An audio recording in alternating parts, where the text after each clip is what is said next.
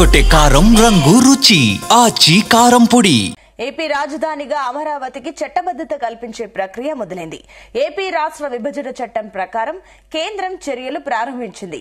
ఇందుకోసం చట్టంలో మార్పులు చేయనుంది. దీనికి ఇప్పటికే న్యాయశాఖ ఆమోద ముద్ర లభించింది. కేంద్ర మంత్రివర్గం ఆమోదం తర్వాత త్వరలో పార్లమెంటులో ప్రవేశపెట్టనున్నారు. అక్కడ ఆమోదం తర్వాత ఆంధ్రప్రదేశ్ నూతన రాజధానిగా అమరావతిని ప్రకటిస్తూ రాజపత్రం గెజిట్ విడుదల చేస్తారు.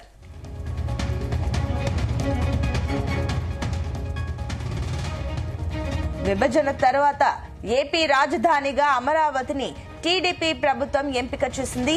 29 గ్రామాల రైతులు ముందుకొచ్చి 34,000 ఎకరాలు స్వచ్ఛందంగా ఇచ్చారు.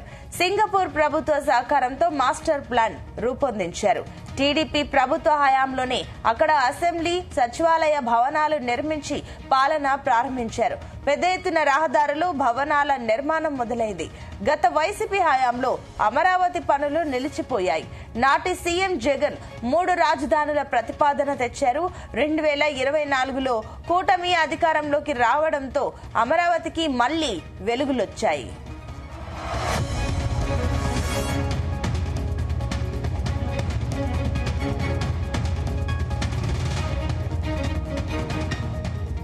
కూటమి ప్రభుత్వం హయాంలో 58,000 కోట్లతో పనులు ప్రారంభించారు.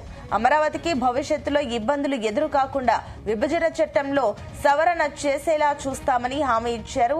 ఏపీ రాజధానిగా అమరావతిని నోటిఫై చేస్తూ పార్లమెంట్ ద్వారా విభజన చట్టంలో సవరణ చేయాలని కేంద్రాన్ని కోరారు.